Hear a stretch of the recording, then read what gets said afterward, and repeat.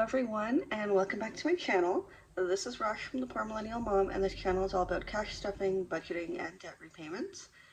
I'm on a journey to paying off $113,000 of credit card and student loan debt, so if you're interested in that, please stay tuned. Today I am doing my July 2024 budget for the month. It's a little bit late, but life gets in the way sometimes, so let's get to it. Okay. So, as per usual, we are going to start with my income, which is going to be interesting for July. So, the reason I say that is that I have my full time job, but I just took essentially a week off. So, I had 3 days without pay, and then I only worked a half day on Thursday, and then Friday was a paid day off because of a staff holiday. So, I'm not getting my full 10 days of pay. I'm getting like 6.5. Which kind of sucks, but so actually let's do that math here.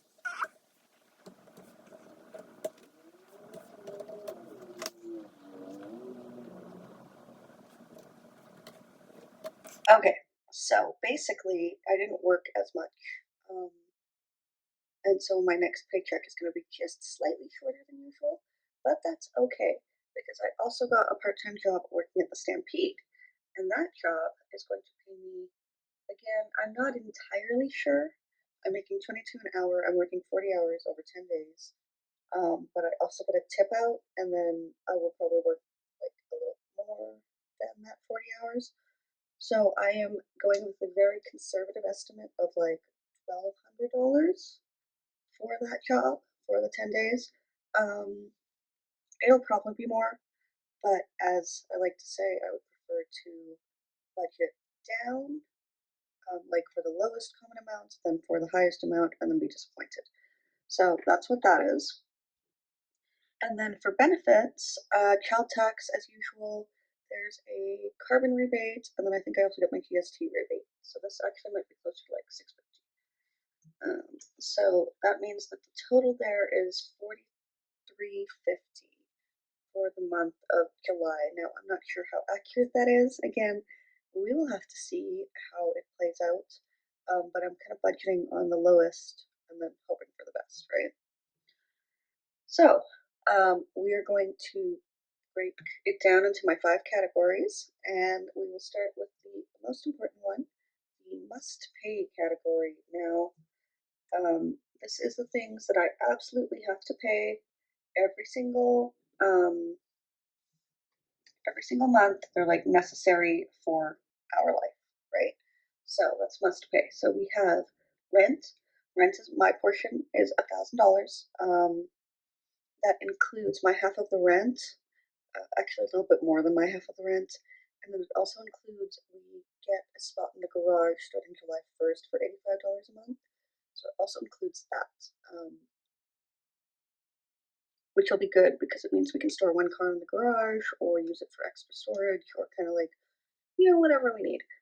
So that's nice. I was kind of debating not doing it, but I think because this house is so tiny, having a little bit of extra storage is a good idea. And then food, so 350 might be a little bit higher, might be a little bit lower. Really depends. I have to pack for the kids for their summer camps. They need a lunch and 2 snacks. So we went grocery shopping yesterday to do that, and that was like $200. But I pulled that actually out of my kid fund, not my grocery fund, because it is very specifically an expense for my children, if that makes sense. I don't know if that makes sense, but it made sense to me, so that's why I did it that way. Then we have utilities, 250.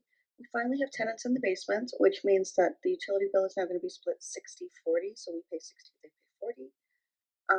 Don't know what that's going to look like, but in theory, it will bring our utility bill down, and then we won't be paying as much for utilities, which is really nice. Okay, then internet. As you can see, internet is blank, and that is because I overpaid it for quite a while, and now I have a credit. So I'm gonna let the credit run down a little bit before I add it back into my budget. Phone is 30, so that's from my cell phone. I have a fantastic plan with Shaw, which is 25 bucks a month for 25 gigs. Um, Shaw is now Rogers, so but they have to honor my plan for 5 years. So I'm keeping that plan as long as I can. The only problem is if my phone breaks, I have to buy a new phone outright to keep the plan because I'm not allowed to finance a phone under this plan. So kind of sucks, but you know. Then we have car insurance. I drive a beater. It's a 2007 Pontiac. I don't go on road trips or anything like that because I hate driving. So 90 bucks a month in insurance. Further down, you'll see I have 100 budgeted for gas. I don't usually use my gas tank. Takes about 60 bucks to fill. And that lasts me 2.5 weeks, depending on how much we're driving. My boyfriend tends to drive the car more than I do, so he fills up the gas more than I do. Line of credit payment, so my student line of credit, that is an interest only payment because I don't have to pay principal quite yet. We'll have to see if I do, but I mean, when I do, what that will look like, but we'll worry about that when we get to it. And then student loan payments. So because I was finally approved for my part-time loans for my master's program, um, my loans are now in deferment. I don't need to pay them um, for, I don't have to make any payments on those loans. If I have spare money, I might make payments on the Alberta loans because those have interest, but the Canada loans, the federal loans, have no interest. So I'm just gonna not pay them for the time being. So that means that in total of the 4350 that I'm estimating I'm going to bring in July, I'm going to spend $1,870 or 43% of my income on my must pay category, leaving me with $2,480 or 57% to play with. Um, so let's scroll down here to variable now. Variable is like kind of, there's only three in here. There's miscellaneous, which gets 100 bucks. Gas, which, like I mentioned, it gets 100 bucks. If I don't use it, I might just roll it over to the next month. I usually pull that out in cash, and then I just like pay in cash for gas. Sometimes I'll pay it on my Neo card because I get cash back for gas, but then I'll deposit the money and repay myself, basically. And then personal spending is 100 bucks. I'm gonna go thrifting and buy myself some more work clothes because yeah, I've been cycling the same stuff for like 4 months. So that's $300 or 0.07 or 7% of my income there for variables. The reason I don't have food in variable is because I always put in the set amount. Um, just I managed to keep our food budget relatively low. It also helps that my kids are at their dad's house every other week, so that brings the food budget like way lower. Because for that week, those 2 weeks out of the month, I don't need to feed them. It's just me and my partner, and we can like cook in bulk and then just eat that. And we don't have to pack lunches for them. And he doesn't need a lunch for because he doesn't work. I don't need a lunch because I don't eat at work. So it just really brings the grocery bill down for those 2 weeks. Okay, so left over, I have $2,180, or just about 50% of my income. Next category here is debt repayment. Now, I paid Fido off in June, which is incredibly exciting. I'm so happy. I closed the card actually, so it's like gone. We don't need to work. Like, so glad. Done with it. It's over. Okay. So we've got three now: Tangerine, RBC, Scotiabank. Because I'm using the snowball method, because I like having easy wins. Tangerine is the next one that's getting paid down. I'm estimating about $300 per for July to pay it down. That being said, I also get a tip out from my theater job. Should be on Friday, so July 5th. And my goal with all this money is to do like half in savings, half on credit card debt. So that's probably what I'll do, but I don't know what the tip out's going to be until they release my paycheck. Oh my gosh, that's so loud. Then we have RBC Visa. RBC Visa is just getting the minimum monthly as it usually does because that just works better for me. And then Scotiabank, again, minimum monthly, it's $65. So we're paying minimums on these two, and we are putting all of our extra money towards Tangerine, so that's paid off. Then we'll move to RBC, then we'll move to Scotia. Well, actually, we might do Scotia first, then RBC, but we will see. So that means the total that I'm putting towards debt repayments is $615, or 14% of my income. And that leaves me with $1,565,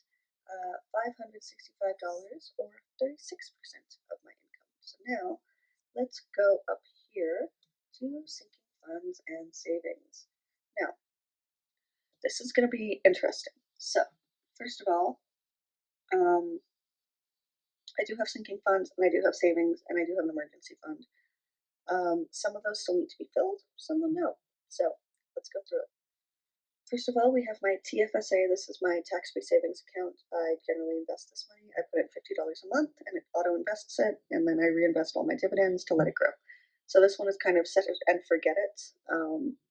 The tax-free savings account is really nice because you put the money in post-tax, and then you don't pay any tax on your gains, and you don't pay any tax on withdrawal. So it's very beneficial for me, and I can also access it as a savings account if I need to. Ideally, I don't want to. I want to let that money grow, but it is nice. That account currently has about 11 grand in it. So, no, 8 grand. Currently has 8 grand in it, which is a, decent start. And then I have $1,000 available in kind of like a general savings account. So that's kind of first thing. If I really need my emergency fund, is use that, and then deplete sinking funds, and then if I absolutely need to, then pull from the TFSA. Then we have the FHSA. So this is the First Home Savers account. It works kind of like an RRSP in Canada. This is to save specifically for the purchase of a home, but if you don't end up using it, you can put it into your RRSP, and you can also write it off on your taxes as an RRSP contribution. So $50 a month, again, auto invested, set it and forget it. Emergency fund, we're throwing $200 in there, probably more, to be honest.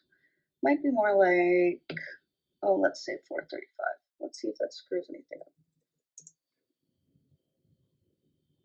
No, we're still good. Okay, so 10% goes immediately into that emergency fund. That's the $1,000 I was talking about, and I can use that for emergencies. Kids is getting $100, maybe a little bit more, maybe a little bit less. We'll see, because I have to pay for their summer camps, and then we also, like, over the summer, it's going to be kind of expensive because we have to pay for summer camp. I have to pay my portion back to my ex-husband, and then the stuff they need for summer camps, which is kind of annoying. And then we also need to get school uniforms for the upcoming year, so I have to go order their vests from the clothing place. And then just other miscellaneous kid-related stuff, like if we go to the zoo or something. So that's gonna get $100. Not paying anything into Costco right now because we haven't visited Costco in a while, so I don't really need to worry about it. Gifts is gonna get 50. I use this as both Christmas fund and kind of a gifts fund. So the reason for that is then if my kids get invited to a birthday party, or I want to buy a friend a treat for their birthday, or whatever, I can use that fund for that instead of it coming out of my personal spending, or any other account like that. So it's kind of nice to have that sinking fund. If you don't have one, I recommend setting one up because it really does kind of help smooth it out when you have to pay for all of these kid birthday things. Date night's gonna get 75. We haven't gone on date night in a while, but I don't know, maybe if we don't end up going, we can put the money towards something else. RESP, so this is my kids' education fund, registered education saving plan. I put $100 a month into that because I ran some calculations, and if I continue doing what I'm doing, which has been $50 a month each month since my kids were born, and then we add the government grant on top of that, which is 20% up to, I want to say 1,500, something like that, per child per year. I don't get the full grant because I don't put in the full amount, but we will be on track for me to be able to pay for 2 years of tuition for each child. which was my goal anyway. So I'm just going to keep that up. That's another one where it just goes into their RESP. It gets auto invested. I don't need to think about it. And we keep trucking on. So total going into sinking funds and savings is $910, or 21% of my estimated income. Maybe a little bit higher than the 20% that most finance gurus suggest, but I feel more comfortable having more money in savings than less. And then, once the sinking funds are full, we can maybe put that money towards debt and add to the snowball. But I will reassess when I get there. We're not quite at the point where the sinking funds are full. So that leaves me with $655, or 15% of my income. So we are still sitting pretty here. Um, we still have money left over, and we're going to come back to number five. Number five is nice to have. These are the things in my life that I don't need, but I like. They make things easier, they make things more pleasant. Could I put this money towards debt repayment? I could, but then I can't listen to music or, you know, read a book or whatever. So let's go through it real quick. Spotify, $10 a month. I listen to a lot of music. I work a desk job where I have a lot of like dead time. I'm paid to be available as opposed to actually having work to do. So I listen to a lot of podcasts and a lot of music at work. Kindle Unlimited, $12. Same thing. Read a lot of books at work. I'm not going to argue, because when September comes and I'm back at school, that's going to come real handy, because it means I can read papers at school, or for school at work. Audible, $18. So I got this for my boyfriend as a gift, but he hasn't like redeemed any of his Audible credits in a while. So I might check in with him and maybe we can cancel this. I don't really listen to audiobooks on Audible. I prefer to take them out from the public library and then listen to them on the Libby app. So Amazon Prime, I don't pay for. I paid for it in full in March. No, in May. I paid for it in full, so I don't need to worry about it. I don't even know why it's on here. We can just take it out. Then we have household is $50. This is used for miscellaneous household things, like if we need a new garbage can or a new set of knives or blinds or things like that. So, it's good to have that kind of there. We don't usually end up using it, so it kind of just gets absorbed back into the budget. But Canva. Canva is $17 a month because I pay for Canva Pro. That's where I make YouTube videos. I use it for school. I um, My son uses it to design stickers. I don't know. He wants to sell stickers, so who might argue, right? I use it for all sorts of things. I've actually been using it to storyboard a book. My daughter came up with an idea for a book, so we are actually planning it out on Canva, and then I'm going to see if I can get someone to illustrate it and then put it up for sale on like Amazon or something. It's called A Bear Would Wear, and it's about a bear who is going to visit his friends in different places and needs to figure out what to wear. What does a bear wear to visit his friend Seagull at the beach? What does a bear wear to visit his friend Owl at school? So she was really excited, and I thought it would be kind of a fun little project for us to do. So then there's Disney Plus, $15 a month. I share this with my family. So my parents use it, my sister uses it, my kids use it. We all use it. It's all good. Um, yeah. And then Coursera is a new one. I pay $70 a month for Coursera Plus. Now, you might say, why are you paying for Coursera Plus when you're literally in a master's degree? Good question. There are some courses on Coursera that I really wanted to take, so I did the free trial. I really liked it. They have this specialization through Columbia, which is like a specialization on the history of social work. And then there's another one from University of Michigan on like public policy. Both of those are things that I'm really interested in as like career wise. So I'm going to pay the fee for that, and then it's like $70 a month, but you can use it as much as you want. So like if I spend $70 and I finish the courses and get the specialization or I need to pay for another month, I can just cancel it and I still keep the specialization. So that's why I'm doing that. I also need something to fill my time over the summer because I'm not used to not having this many things going on. Usually I have way more things going on. Usually I'm working at the theater. Usually I'm like going on trips. And the summer's kind of slow and I don't handle that well. So yeah. But anyways, the nice to have comes to $192 or 4% of my income. 4% is not that much, y'all. It's 4%. It's 4%. Okay, it's not a significant portion of my income, and it is all things that make me happy. So leftover is $463 or 11% of my income, which means we are in the green this month. My income was $4,350. My expenses are estimated at $3,887, and I have $463 left. I spent 89% of my income this month.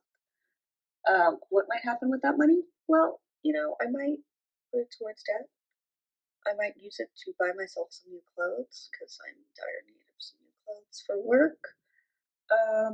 I might put it into my sinking funds. There are a lot of options. We will see. But I hope you enjoyed this video. I hope that you got some value out of it. If you like watching my budget videos, please do subscribe, click the like button, all of that. I really appreciate it so much. I'm really working on getting monetized this year, so any way you can help me out with that would be spectacular. And I will see you again very, very soon. Bye.